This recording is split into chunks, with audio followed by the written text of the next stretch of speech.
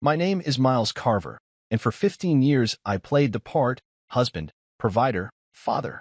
I paid bills on time, kept the fridge full, kissed scraped knees, and listened to Leona rehearse half-hearted ambitions over dinner. I kept our home standing, even as the foundation began to shift beneath us. But nothing prepared me for the way it all came undone that Tuesday afternoon. I wasn't at home. I wasn't in a courtroom. I wasn't even in some fancy mediation center with tissues on the table and neutral tones painted on the walls to make betrayal feel civil. I was in my office, chair tilted slightly back, eyes scanning a revised security clause on a contract for Hollow Ridge Risk Solutions, where I'd worked my way from analyst to partner over 13 determined years. I had just flagged an error in the indemnity clause when my door creaked open. Not knocked, creaked. That alone told me the visitor didn't respect boundaries. Then she stepped in. Mara Ellison. Designer heels. Folder in hand. And that face, plastic perfect in the way only high-stakes attorneys and news anchors pull off. The kind of woman who smelled like old money and cold strategy. I'd seen her once before on a billboard off Interstate 74. Divorce with dignity. Funny slogan for someone holding the sharp end of a guillotine. Mr. Carver, she said without pause. Not, hello. Not sorry to interrupt, just a name stated like a verdict. I stood, closed the contract I was reviewing, and motioned to the guest chair. She didn't sit. That should have been the next warning. She wasn't here for discussion. She was here for delivery. Mrs. Carver, she began, as if I needed the reminder, will retain full custodial rights to your children, retain the primary residence and vacation property, as well as the bank accounts under both your names. She delivered the information like she was reading off the weather. Calm, robotic. No breath between daggers. There will be no alimony sought. Your visitation will be supervised until otherwise reviewed by court-appointed evaluation. And she gave the smallest smile, a cut disguised as courtesy. Both children have expressed intent to legally remove your surname. My fingers didn't twitch. My shoulders didn't stiffen. I had rehearsed this moment in my head too many times for it to rattle me now. I nodded slowly, watching her, not blinking, not giving her the decency of a reaction. Your wife has already filed in family court. A temporary order is being reviewed as we speak. Any attempt to contest will likely result in a deeper inquiry into your work-related travel and prolonged absences. She was playing her part well. Cold professionalism dressed as compassion. I wondered how many men she'd reduced to dust in this exact room before. Probably dozens. I smiled. A calm, deliberate gesture, then reached into the drawer on my left. I pulled out a sealed white envelope.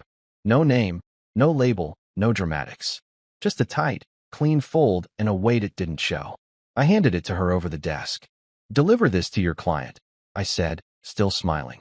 She raised an eyebrow, probably assuming it was some emotional plea, a last-minute note begging for grace. She took it between two fingers like it might stain her. I didn't speak again. There was nothing else to say. As she turned and clicked her way out of my office, her heels echoing too sharply against the hardwood floor, I let the moment settle in. My phone buzzed on the desk, and I glanced at it. A reminder about a staff meeting at 3:30. It could wait. Because what she didn't know, what Leona didn't know, what none of them realized, was that war wasn't declared when papers were filed. It was declared when assumptions were made. When they looked at me and saw compliance. When they thought silence meant weakness, when they assumed that building a family made me incapable of burning down a legacy. They were wrong. 15 years of partnership, of sacrifice, of being the man who always showed up, didn't vanish in an instant because of an affair or a well-dressed lawyer. It fractured because they stopped seeing me as a man and started treating me like furniture. Stable, expected, unremarkable. The envelope I handed Mara wasn't dramatic. No photos, no confession. It was documentation. Legal. Clean. Verified. A simple beginning. Inside was a notarized statement outlining an initial transfer of funds, ones Leona had quietly funneled into a shared account with her business partner, Grant Mercer, an account created without full disclosure, funded with my earnings. Technically, it was fraud, but it was just a taste. Enough to make her second-guess her position. Enough to rattle her timing. Enough to let her know. I knew. They underestimated me. All of them. I had spent the last 6 months peeling back layers, tracking irregular account activity, hiring a private investigator, speaking with auditors, even digging into the licensing contracts for Leona's firm. Not out of pettiness, out of precision. She thought she was playing chess with a man still learning the rules. But I was already 10 moves in, and I hadn't even touched the board yet. I leaned back in my chair, letting the silence of my office wrap around me like armor. The office door remained slightly ajar from Mara's exit, and I could hear the muffled sounds of keyboards clacking in the hallway, the hum of midweek routine. No one out there knew the shift that had just occurred. To them, I was still Miles Carver, respectable, predictable, the guy with the neat desk and quick smile. Let them think it. That mask served me better now than it ever had before. I turned back to my laptop, finished the clause revision, saved the document, then closed it. The war had begun, and I didn't raise my voice. I didn't throw a fit or send a single threatening message. I simply opened the drawer beneath my desk, one line with neatly organized files, hard drives, and a duplicate key to a safe deposit box. I'd spent too long protecting a house that was already on fire. Now, I would protect what mattered. My children, my legacy, and the truth. They wanted me quiet. They got quiet. But they forgot one thing. Still waters don't mean still minds. They just mean the storm hasn't surfaced yet. Leona used to have this way of answering the phone, soft, distracted, like whatever she was hearing was more important than where she was. I noticed it a year ago, maybe more. She'd tilt her head, curl her fingers around the receiver like a secret she was protecting, and whisper, "Hey." Not hello. Not yes. Just that lazy, familiar, hey, that you don't give to a stranger or a coworker. That, hey, was the first crack. It was always followed by silence when I walked in. She'd smile too brightly, ask me what I wanted for dinner, pretend she hadn't just been speaking in code. But I didn't confront her. I didn't ask questions she was prepared to lie in response to. I didn't rage or snoop through her phone like some jealous caricature of a husband losing his grip. I waited.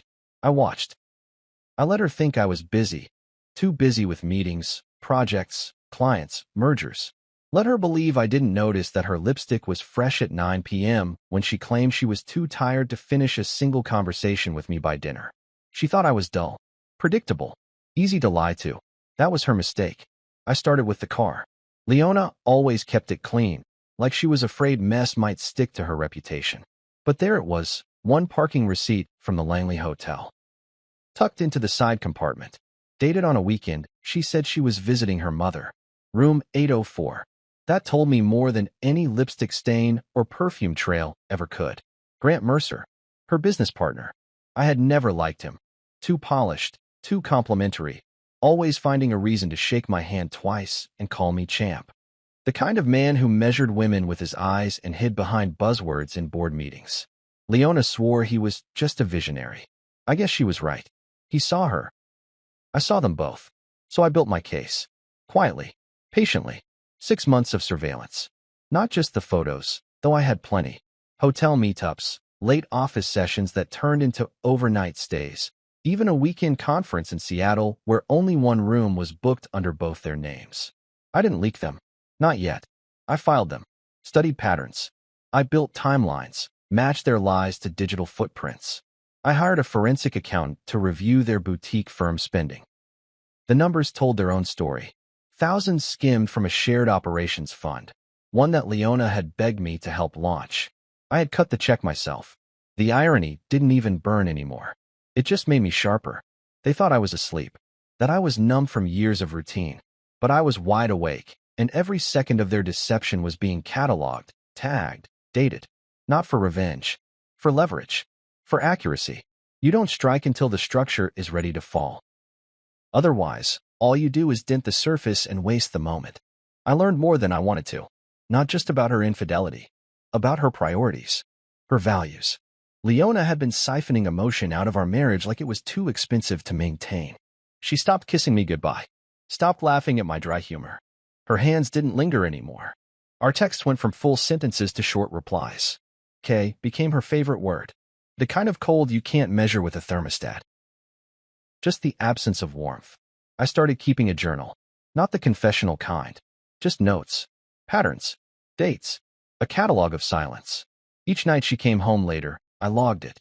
Each time the kids said she missed dinner, or forgot a recital, or promised something and flaked. Another entry.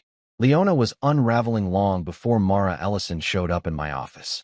And the truth is, I think she wanted to be caught. Or maybe she didn't care if she was. She underestimated me. Not because I was weak, but because I let her forget that I was strategic, that my mind was a vault that never lost receipts. They thought I was the kind of man who would get emotional, make a scene, maybe even beg. That's what their circle was used to petty chaos. But I built my entire life on structure, on preparation, on endurance. I wasn't going to start reacting just because the betrayal was personal now. I kept our family routine normal, even as the undercurrent of everything shifted. I cooked dinner when she was late. I helped Avery with her science projects, taught Jonas how to change a flat tire. I showed up, not for Leona, for them. Because I knew when the curtain finally dropped, they'd need to remember who stayed grounded when everything else turned to smoke. They'd need to know who was steady while their mother chased a fantasy behind hotel doors. One night, after she came home with mascara smudged beneath her eyes and the scent of someone else's cologne barely masked by a mini spray, I sat at the edge of our bed and asked her a single question. "Are you happy?" Her mouth twitched. "I'm tired," she said. That wasn't an answer, and we both knew it. I said nothing more. Because silence isn't surrender. Sometimes it's a weapon sharper than any accusation. My silence told her I didn't believe her, that I wasn't clinging anymore, that I knew. When she began seeing Mara, she must have thought she was taking the first step, that she'd control the pace of this unraveling. But what she didn't understand, what Grant didn't understand, was that by the time they came for me, I had already built the fire exits, tested the alarms, and called the demolition crew. Their betrayal wasn't a surprise. It was a variable in an equation I'd already solved.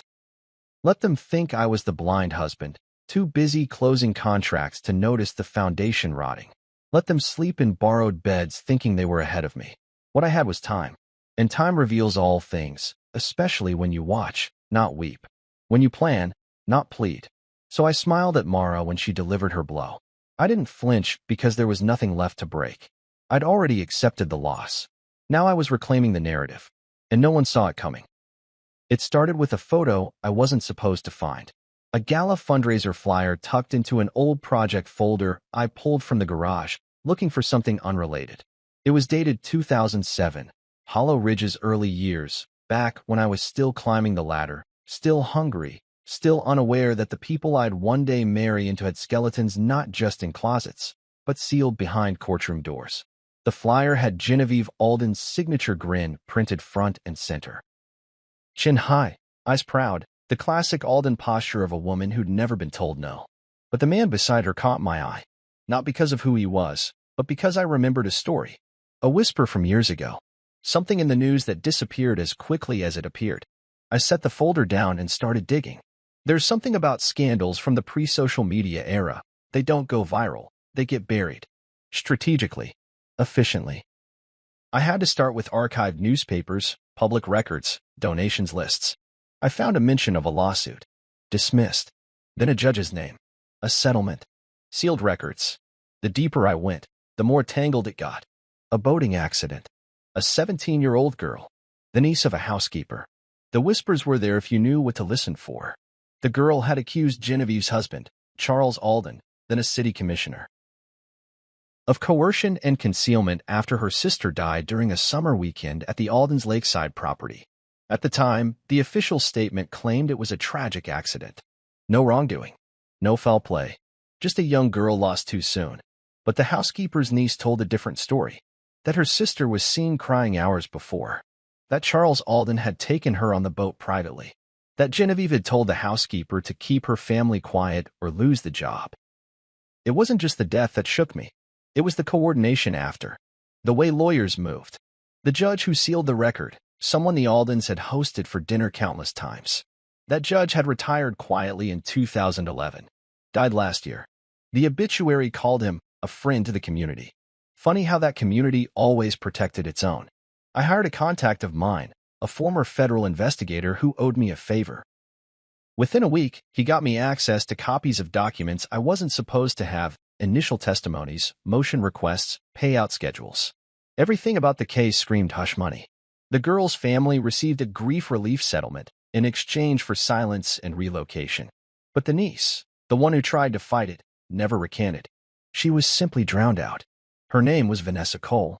At the time, She was 17, brave enough to step forward, young enough to be erased. The case never made it past discovery, and in the years since, the Aldens rebuilt, rebranded. Genevieve launched charities for women's empowerment, chaired scholarship foundations, hosted fundraisers in the same rooms where silence was once bought and paid for. I stared at the papers long and hard. There were notes in the margins. Handwriting I recognized. Genevieve's. Instructions. Edits. Phrases like unreliable narrator and emotional instability. They dismantled a teenager to protect their family name. I felt sick. This wasn't petty. This wasn't leverage to use in a divorce or a jab at Leona for her betrayal.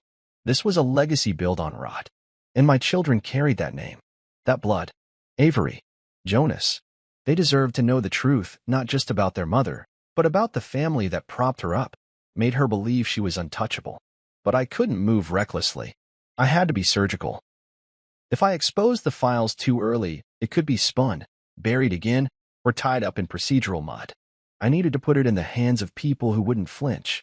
So I made copies, digital and print. I filed them in 4 different places. One in my office safe. One mailed to my cousin in Arizona with instructions to open if anything happened to me. One sent to a federal ethics committee contact I had worked with during a contract fraud audit in 2019. And one I sent to Vanessa Cole. Finding her took effort. She'd changed her last name, moved across the country, worked as a trauma counselor now. I didn't reach out directly. I didn't need to. I just enclosed the documents with a note. I believe you, and I think others will, too. There was a time when I believed keeping your hands clean meant staying out of the mud. But you can't uproot a rotting tree without getting dirty. And this was a forest of lies. I kept my own silence for long enough. Not because I was afraid, but because I needed to know the full depth of what I was up against. That night, I sat in the dark of my living room, the envelope spread across the coffee table, documents illuminated only by the glow of a single floor lamp. I thought about how easily Leona had weaponized my routine, how the Aldens used charm and money as shields, how many people had paid the price for their secrets. And I thought about my kids. About Avery's last birthday, when Genevieve gave her a designer necklace and whispered in her ear like she was passing on wisdom. About Jonas beaming when Charles clapped him on the back after a football game. They had no idea who they were idolizing. No clue what that family stood on. And they wouldn't, unless someone pulled back the curtain. So I prepared the final envelope. The one for Leona. It didn't contain everything. Just enough. A glimpse of the fire behind the door. It was meant to shake her. To let her know this wasn't just a custody battle or a divorce. This was a reckoning. I left it in the hands of someone I trusted. A quiet courier. Delivered to her design, firm mid-morning. Hand to hand. No signature required. By the time she opened it, I was already at work, sipping black coffee, reviewing a new proposal like it was any other Tuesday. But it wasn't. This was the day the past stopped being buried. This was the day the real war began. The invitation came in the form of a text, a digital olive branch wrapped in faux civility. Family dinner. 7 p.m. Casual. That was it. No name, no tone, no emotion, just a command dressed up like an offer. I stared at the screen longer than necessary, not because I was undecided, but because I knew what it meant. This wasn't dinner. This was theater. And I was expected to sit quietly through a performance I had already outwritten. I arrived 5 minutes early. On purpose. Let them feel me in the room before they had time to adjust their masks. Leona's parents' house was just as I remembered, lavish, meticulous, cold. It smelled like eucalyptus and calculation. The marble floors gleamed, and a staff of 2 flitted silently through the entryway like shadows trained not to speak. Genevieve greeted me first, lips tight, eyes sharper than usual. She kissed the air beside my cheek like we hadn't just stepped into open war. "So good to see you, Miles," she said. "I'm sure it is," I replied and smiled. She blinked, caught the undertone, but didn't engage. Charles followed her, hand extended like we were old friends at a fundraiser. I shook it. Firm grip.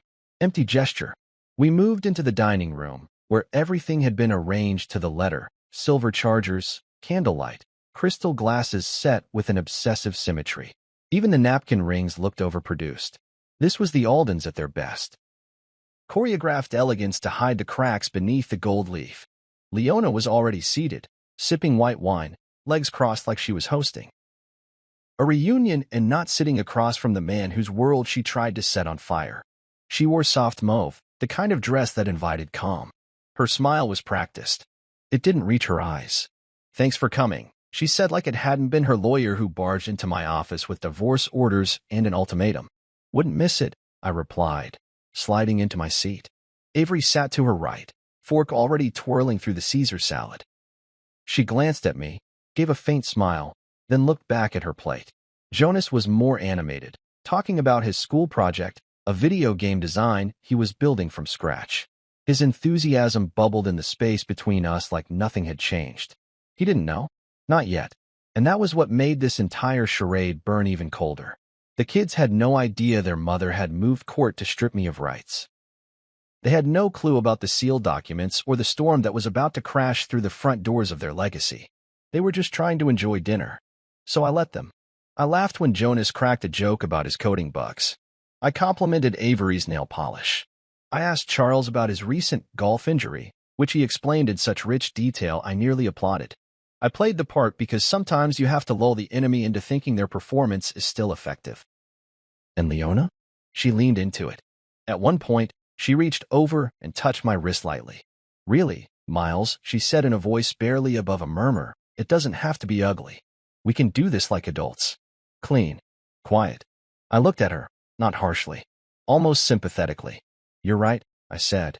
"But what if I already decided to do it like a carver?" Her eyes narrowed. That smile faltered just slightly, just enough for me to catch the flicker behind it. She knew. She just didn't know how deep it went.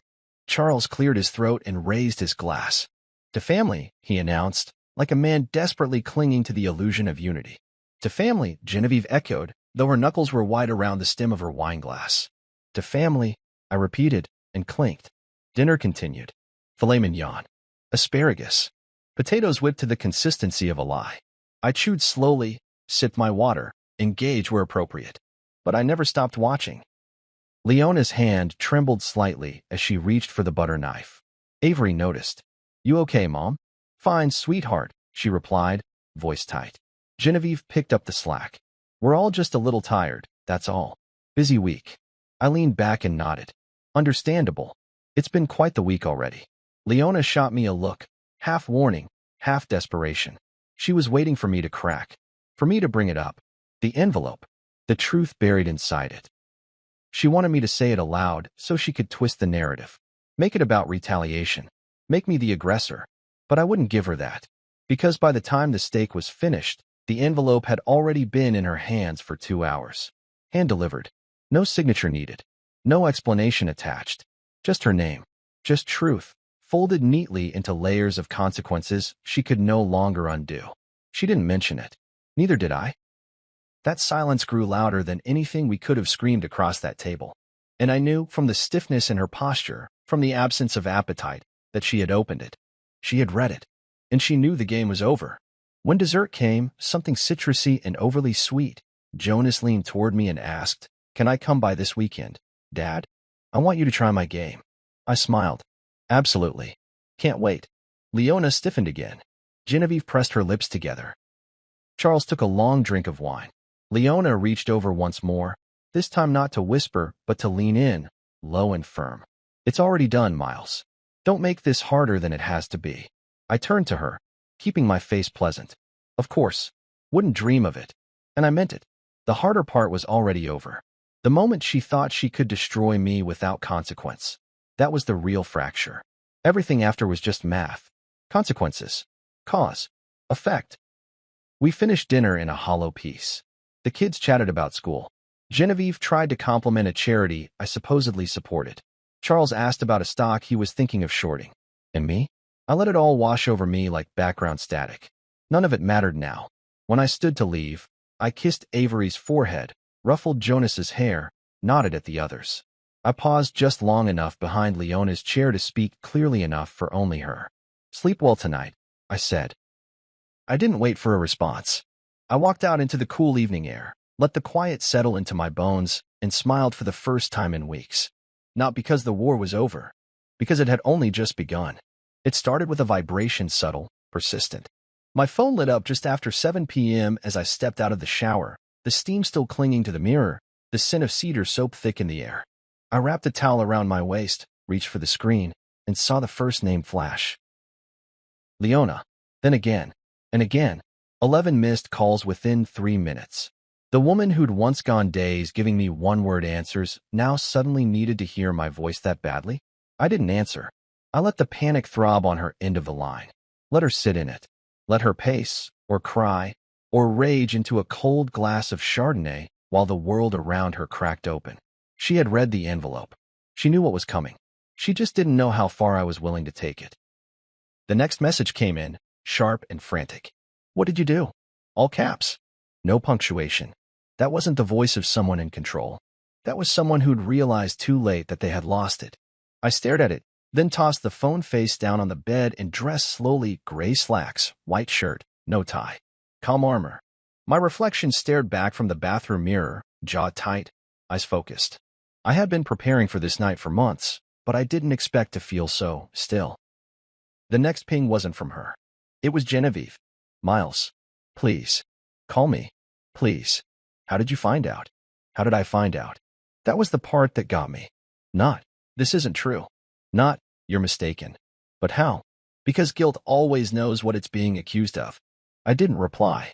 The silence between us had value now. It was currency. Proof that for once in their curated, privileged lives, they weren't controlling the flow of the narrative. They were reacting to it. Then came the email from Mara Ellison. Subject: urgent, immediate legal discussion requested. The body was brief. "Mr. Carver, recent developments have raised significant concern. I believe it is in everyone's best interest to schedule a meeting at your earliest availability. Please confirm a time. No bluff. No legalese. Just panic disguised as formality." I smiled. The night air was cool as I stepped out onto the back deck. The world outside didn't know what was happening inside theirs. It was peaceful, crickets in the distance, the soft hush of trees swaying in the breeze. Meanwhile, in living rooms across town, the Aldens were scrambling. Their fortress was crumbling, and no one had fired a shot. I didn't need to lift a weapon. I had delivered something heavier than bullets, truth. The kind that didn't go away when the news cycle ended. The kind that metastasizes, spreads, infects every deal, every handshake, every carefully built image they'd clung to for decades. Because what was in that envelope wasn't just leverage. It was evidence. A full copy had gone to a local investigative reporter I trusted, someone who didn't just chase gossip. She'd covered systemic abuse cases before, exposed corruption at the state level, and knew how to protect her sources. We had met once at a private conference on digital security. She had a quiet mind and a loud pen. I knew she'd handle it right. Another copy had gone to the ethics committee. I made sure it was flagged and marked as time-sensitive. The language inside was sharp, precise, undeniable. It wasn't emotional. It was factual. And that's what made it dangerous. It couldn't be spun into a smear campaign. It wasn't hearsay or angry speculation. It was names, dates, testimonies, signatures, scanned pages of sealed court records, real signatures from real victims who'd been silenced with checks and threats. And the final copy? That one mattered most. It went to Vanessa Cole. She hadn't responded yet. I didn't expect her to. People carry wounds in different ways, and some take time to open their hands to the past again. But she had the truth now. She could decide what to do with it. What I had done wasn't just for revenge. It was for restoration. There's a difference. Revenge is about power. Restoration is about balance. They had stolen stories, lives, reputations. I wasn't trying to destroy them. I was making sure they couldn't pretend it never happened. Inside, I poured myself a drink. Neat bourbon, the same bottle I'd received as a gift years ago from Charles Alden. Back when I still thought we were on the same team. Before I realized I was just a convenient addition to their family portfolio. The respectable, manageable black son-in-law. The one who built without noise and never asked too many questions. They had mistaken grace for weakness. They always had. I lifted the glass to my lips, letting the warmth settle in, when the landline rang. No one used it anymore, which meant someone had gone digging for it. I let it ring. On the fourth try, the answering machine kicked in. Leona's voice, still pre-recorded from happier years, filtered into the room. "You've reached the Carvers. Leave a message." Then the beep. Then silence. Then Genevieve's voice. "Miles, you win, all right? You've made your point. We can talk. Please. Don't do this to Leona. Don't do this to the children. We can make this right. We can fix it. I picked up the remote, deleted the message before it finished. Because that's what they always do when the mask slips, they beg. Not for forgiveness, for containment. They don't regret what they did, only that it got out.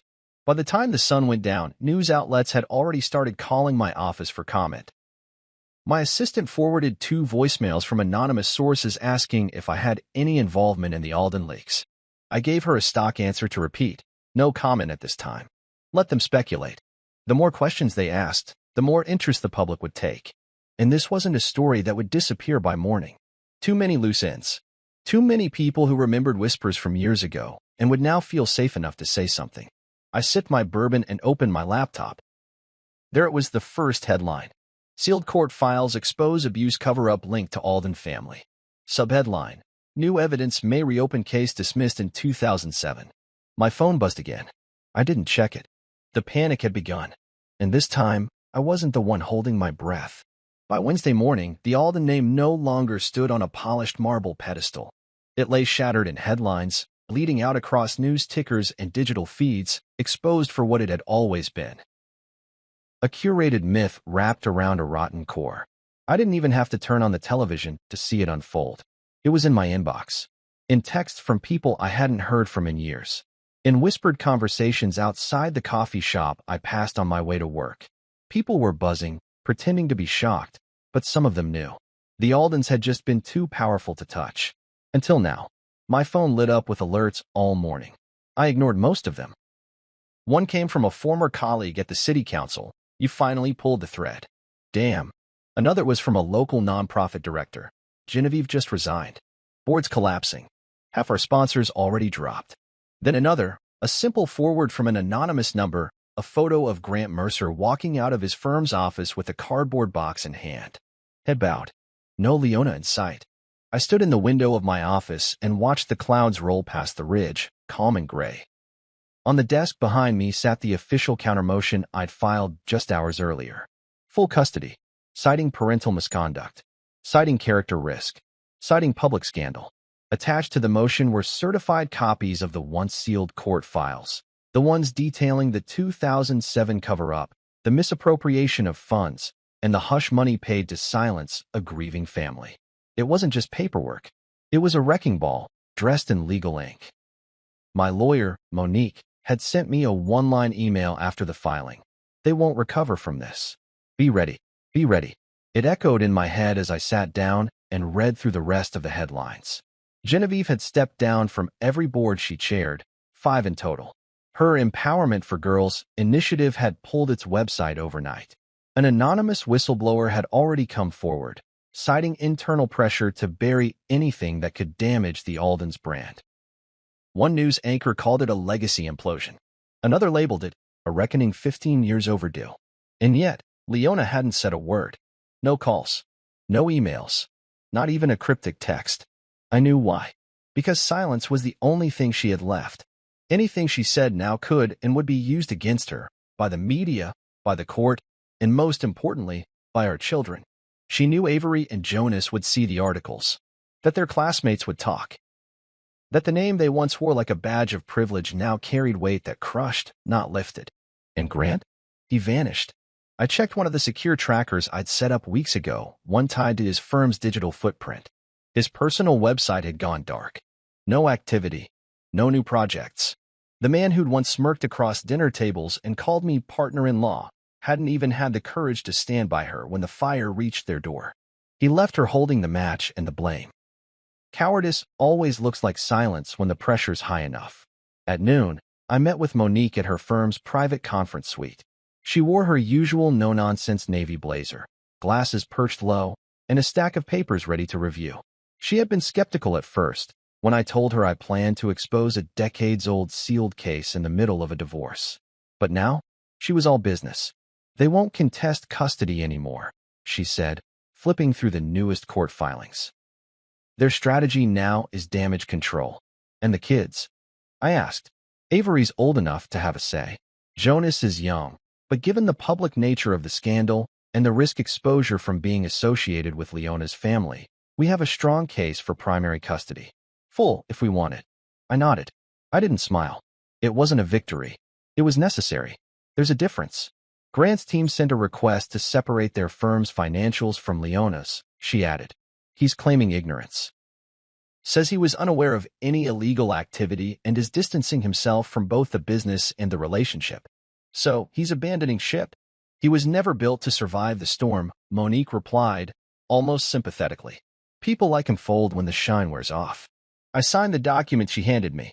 Motions. Agreements. Notices. With each stroke of the pen, I wasn't just securing custody or dissolving marital ties. I was building something. A line between the man they thought they could ruin and the man who was still standing. After the meeting, I didn't go back to the office. I went home. Real home. The one I'd worked for. Paid for. The one she tried to claim without earning. And I found Jonas sitting in the living room, building a Lego tower, his brow furrowed in concentration. Avery was upstairs on a video call with her therapist. I didn't interrupt either of them. I just stood there, watching my son hum to himself, completely unaware that the world around him had shifted overnight. This was what mattered.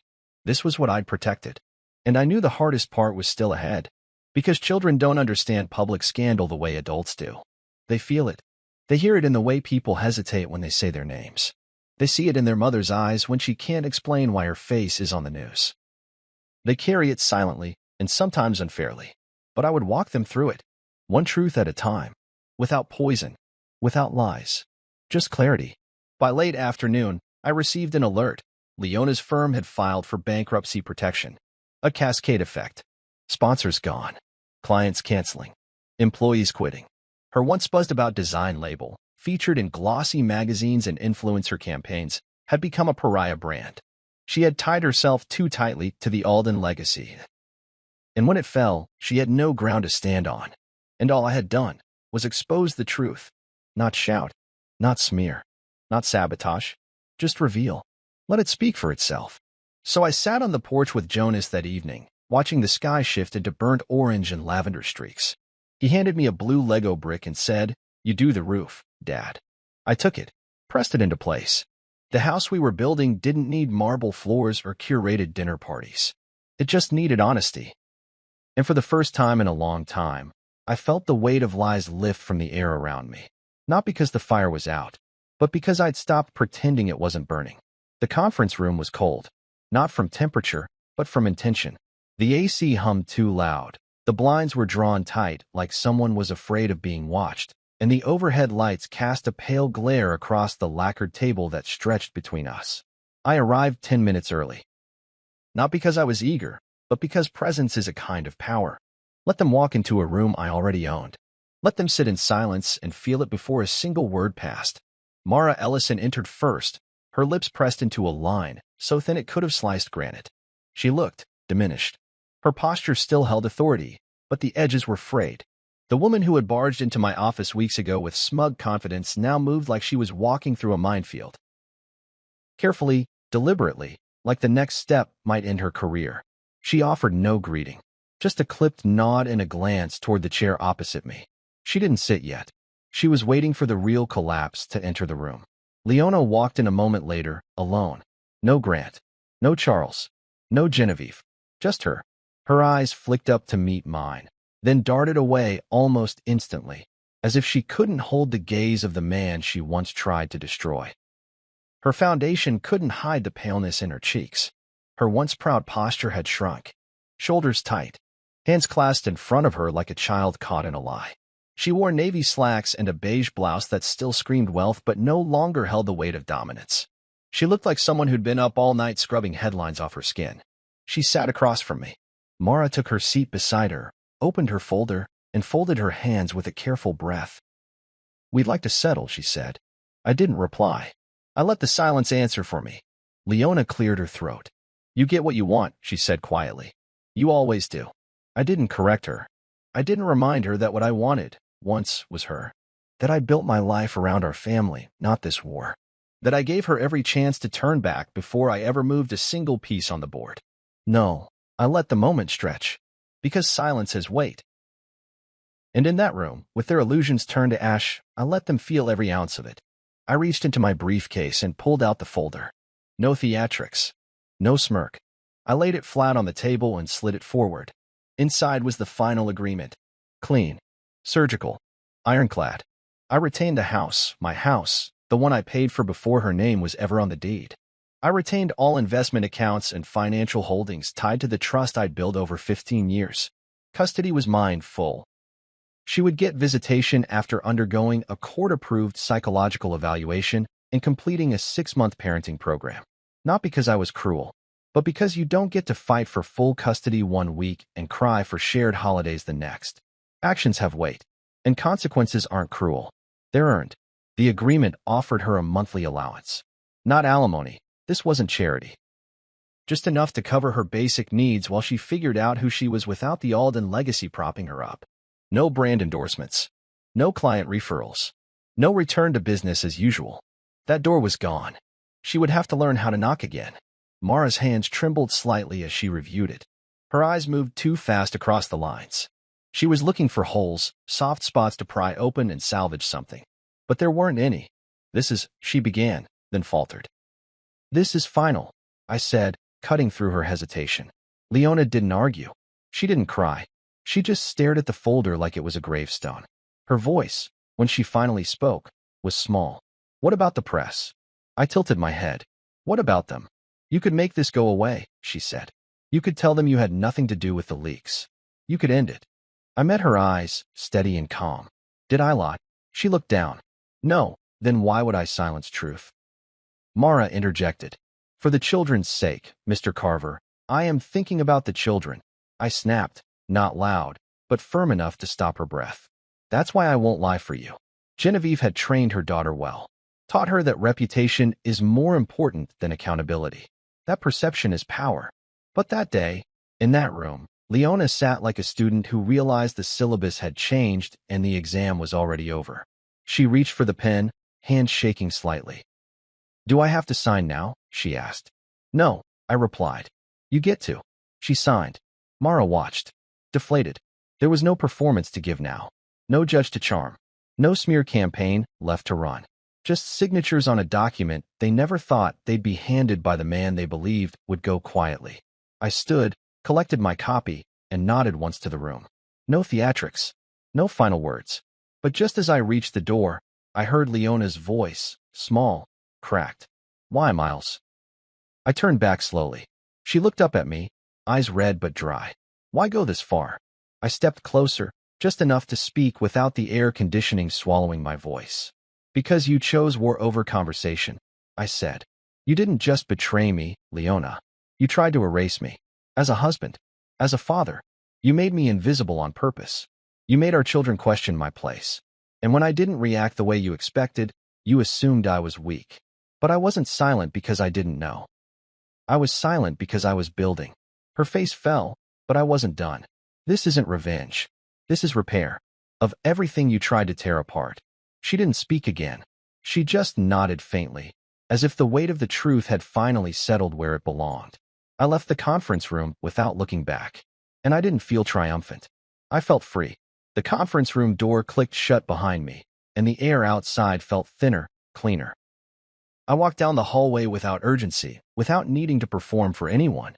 I'd said what needed to be said. I had left nothing unsaid. At least, not aloud. The rest, what still pulsed beneath my skin, what still lingered between Leona and me, was a conversation neither of us had the language to hold. Not anymore. It's strange what the mind lingers on after war. You'd think it would be victory, relief, maybe even guilt. But mine kept looping back to a single moment. Her voice, soft, nearly inaudible behind me as I stood at the door. Why, Miles? Why? As if she hadn't been there for every turn of the blade she twisted. As if she'd suddenly woken up to the fallout and wanted a post-mortem before the dust settled. But there was something about her tone, not manipulative, not proud, just small. And maybe, buried beneath it, was the version of her I used to know. The one who fell asleep on my shoulder during road trips. The one who danced barefoot in our first apartment while pasta boiled over and jazz played from an old Bluetooth speaker. That Leona was gone. But I'd be lying if I said I didn't wonder, for just a moment, if a part of her had survived under the ruins. That's why I turned around. Not to reopen wounds. Just to see if she'd even try to speak truth for once. Tell me one thing, I had said. Was any of it ever real? I hadn't planned to ask that. It came from somewhere deeper than strategy, deeper than the lawyer-slick rhythm of the last few weeks. It came from the boy in me, the one who had believed in forever once. She hesitated. That alone was an answer.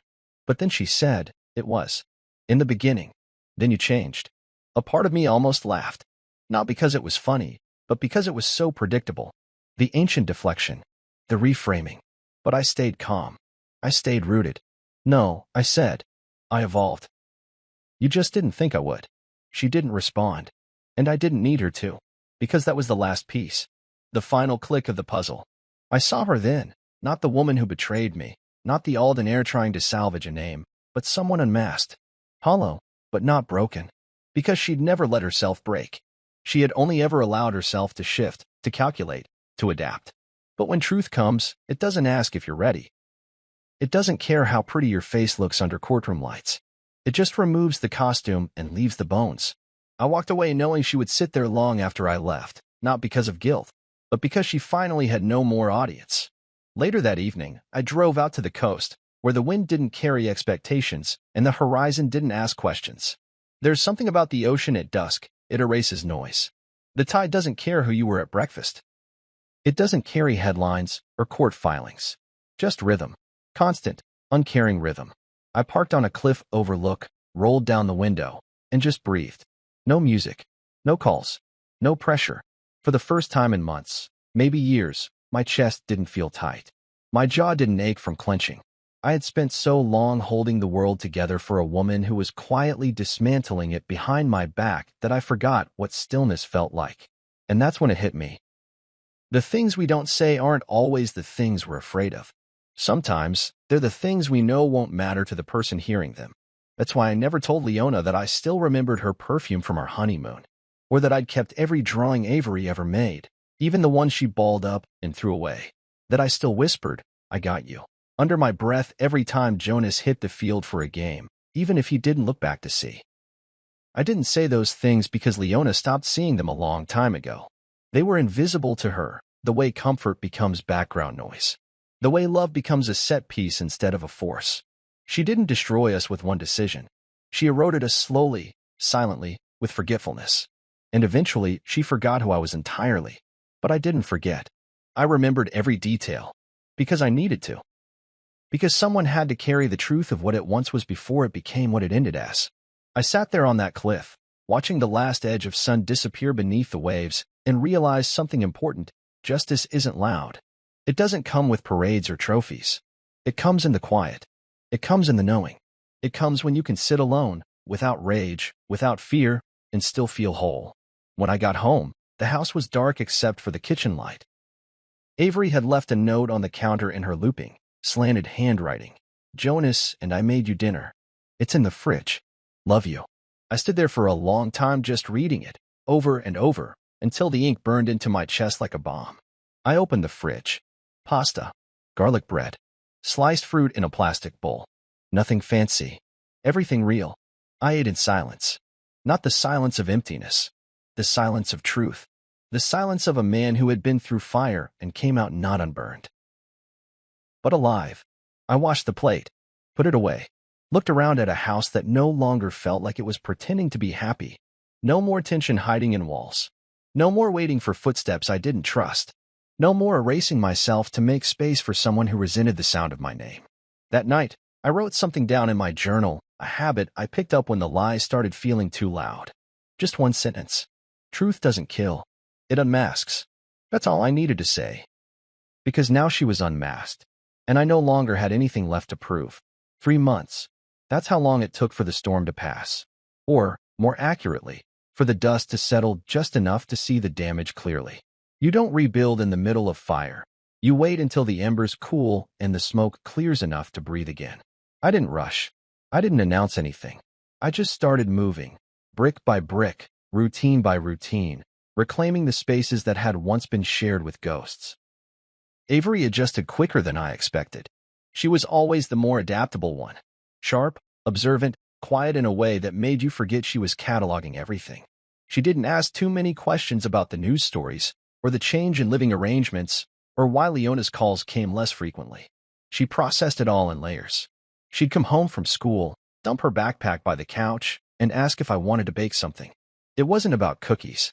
It was about control, stability, a familiar rhythm we didn't have to explain. Jonas took a little longer. He clung to structure, the Saturday bike rides, the nightly check-ins, the lunchbox notes. I'd started leaving again. You got this. Proud of you. Trust your feet. He didn't always respond, but he kept them. I'd find them folded in his jeans pockets or tucked into books. He was listening, even when he didn't say it out loud. I didn't speak badly about Leona. Not once. Not even when the temptation curled at the edges of my frustration. Because I knew the truth would unfold on its own. Children don't need to be told who someone is. They'll see it in the quiet, in who shows up, in who follows through, in who listens when it's inconvenient. Time reveals what anger never can. Leona moved 2 cities over, into a high-rise condo that cost half her reputation to maintain. She started pitching new design projects again, though most of them were declined before they reached a conference room. The Alden name was a liability now. Even the ones who used to parade behind it like royalty backed away, as if proximity might ruin them by association. Her brand became a symbol not of luxury, but of legacy collapse. Every design show she pitched Googled her name before they returned her call. Most didn't call back. Genevieve, to no one's surprise, resigned from every board and charity she once chaired. Her public statement blamed ongoing health concerns. But everyone knew what really plagued her was exposure. She moved to a private estate outside the city. Word was she barely left the house. Not because she was hiding, because there was no one left to perform for. And me? I didn't dance on their downfall. I didn't celebrate in the streets or post cryptic quotes on social media. I lived. Quietly. Intentionally. Precisely. I started going on long walks at sunrise, something I hadn't done in years. Just me, the sky, and the slow churn of breath in and out of lungs that no longer felt caged. I rejoined the community basketball league I used to play in before late meetings and broken dinners derailed that part of my life. Every Thursday night, I ran the court, not to win, but to feel the thud of sneakers against hardwood, the echo of a clean pass, the rhythm of a game that didn't ask questions. I started cooking more, real meals, not rushed reheats or takeout in styrofoam. I let Avery pick the recipes. I let Jonas set the table. They argued about music while we prepped, and I let them. Those small arguments were the kind of normal I'd forgotten to value. One night, I came into the kitchen to find Jonas teaching her a TikTok dance while pasta boiled over. I didn't stop them. I just turned off the burner and watched. That's the thing about rebuilding quietly, it's not dramatic. It doesn't need applause. You start to measure success in deeper breaths, in soft laughter, in the absence of dread when your phone rings. Work kept moving forward. Hollow Ridge absorbed a wave of new clients. Many of them companies that once partnered with Alden-backed ventures. They didn't say it out loud, but the shift was obvious. I became a symbol of what integrity could look like under pressure. The man who didn't blink when the storm hit. I didn't lean into it. I let the work speak. But I can't deny the respect hit differently when it came without asterisks. I also started seeing a therapist. Not because I was falling apart, but because I wasn't. And that in itself was unfamiliar. She asked me once, "Do you feel like you've forgiven her?" I sat with that question for a long time. "No," I said finally, "but I've stopped bleeding from it." She nodded. Sometimes, that's the real version of forgiveness. One afternoon, while organizing some boxes from the garage, I came across an old photo album. One of the few Leona hadn't taken when she moved out. I flipped through the pages, vacations, birthday parties, quiet mornings on the porch. The smiles in those pictures didn't feel like lies. They felt like echoes, like who we were before choices replaced commitment. I didn't rip them up. I didn't throw it away. I closed the album, put it back in the box, and wrote "Past" in thick black marker across the lid. That was enough. Every Sunday, we held what Avery called reset dinner. No phones, no TV, just food and conversation. She'd ask questions from a deck she found online. Icebreakers, hypotheticals, things like, if you could live in any time period, which would you choose? Or, what's one thing you want to learn before next year? Jonas would grumble at first, but he always ended up leaning in.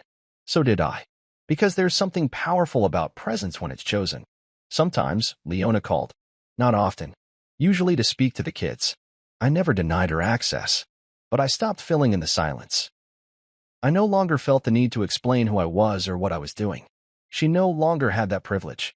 She used to send follow-up texts after the calls, comments on how Avery sounded distant or Jonas seemed tired. I stopped responding. If she wanted to reconnect with her children, she'd have to build the bridge herself. I wouldn't hold the planks for her anymore. People asked me, on occasion, if I ever considered getting back out there, dating, rebuilding that part of life. I'd smile politely and say, eventually. But in truth, I wasn't rushing. Because peace had taken so long to arrive. And I needed to know what it felt like to live inside it fully before inviting anyone else into it. One morning, Jonas came downstairs in his pajamas, hair messy, rubbing his eyes. "Dad," he mumbled. "I think I get it now." "Get what?" I asked, pouring his cereal. "Why you don't yell? Why you just do stuff?" I looked at him. "What stuff?" "Like, protect people without making a mess." I didn't say anything right away. I just handed him the bowl. "That's how I know you're the strongest," he said, before shoveling a spoonful into his mouth. I turned away, blinking against the sudden sting in my eyes. Not because I needed to hide, but because sometimes the quietest moments hit the loudest.